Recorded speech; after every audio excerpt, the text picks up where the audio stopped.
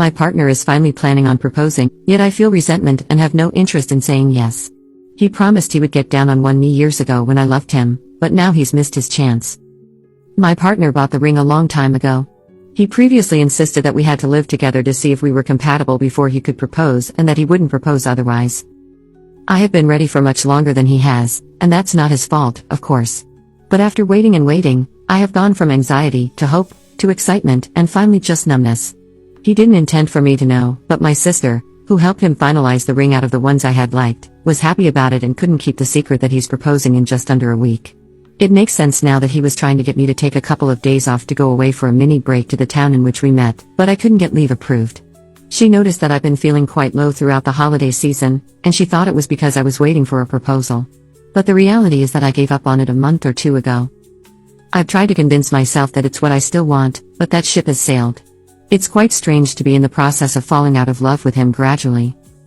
He's 29, and I'm about to turn 29. I fear I'm being irrational here, because in total we've been together for only 3 years. But he's been telling me for nearly 2 years that he will soon propose. I feel compelled to say yes now because everything is in place, but I don't feel in love with him anymore. He seems happy to talk about marriage now and has brought up marrying in autumn a bunch of times, and I wish I still felt the same joy at discussing wedding plans that I did before. Relevant comments. Comment 1. 3 years is nothing considering you could be spending the rest of your life with this person. Be glad you realize now. Response. I've only begun feeling this way because he kept saying a proposal was coming soon and didn't propose for 2 years. And his insistence on living together when he knew it was not something I was comfortable with without being engaged.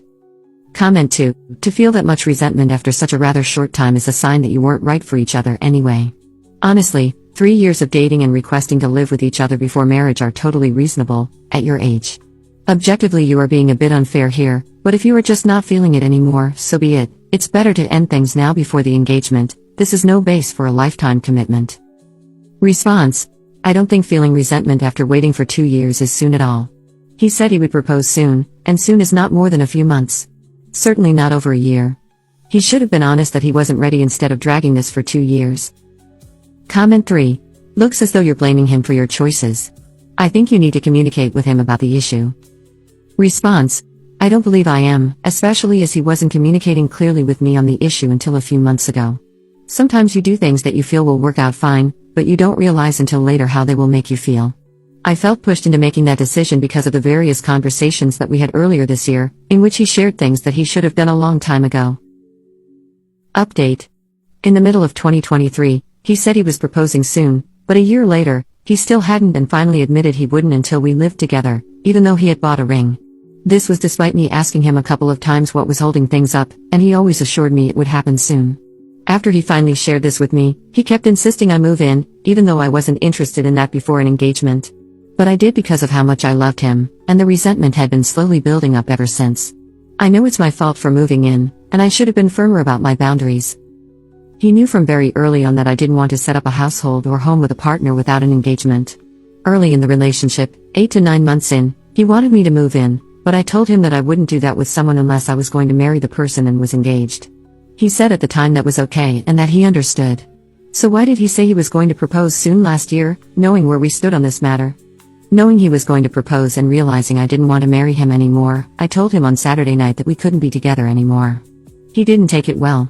He told me I had blindsided him and that he thought we both wanted a future together. He initially said he didn't know what he did wrong, and I had to explain to him that he knew we had issues regarding him always having his way and him knowing I was uncomfortable about moving in before an engagement. The truth is, whenever we disagree, I always end up giving in. He doesn't compromise and isn't very flexible. I pointed this out to him before, and he accepted that it was an issue, yet nothing changed. Now that I'm ending things, he's saying he'll work on it and it's not something to break up over. We could probably work through the resentment and improve our communication, but I don't know if I'll ever feel the same way about him again. Also, given that he kept saying he was proposing soon but waited for 18 months, I worry that he might again drag his feet when it comes to other things like having kids or even with planning the wedding. He woke up this morning, the 31st, the day he was planning to propose on as it's our anniversary, and said he couldn't believe what was happening. He said it didn't feel real because we should be getting engaged today, but instead, we were in the process of breaking up. He even asked at one point if we could try again, saying our relationship had been happy for both of us, and that living together we had been very compatible, irrespective of how I felt about moving in. He asked if I would consider giving the relationship another chance if we took a break from each other for some time. Again, I don't think this is a good idea. The days since I ended the relationship have been really tough, but it was the right thing to do because we are incompatible. People in my previous post mentioned that I just wanted to marry and get engaged and didn't care who to, but that's not true. My ex, whom I was with from university, was keen to marry me and brought it up soon after we started our first jobs. However, there were a range of issues in that relationship, and I didn't think it would work. So, after trying to resolve our issues and not being able to for a year, I had to end that relationship.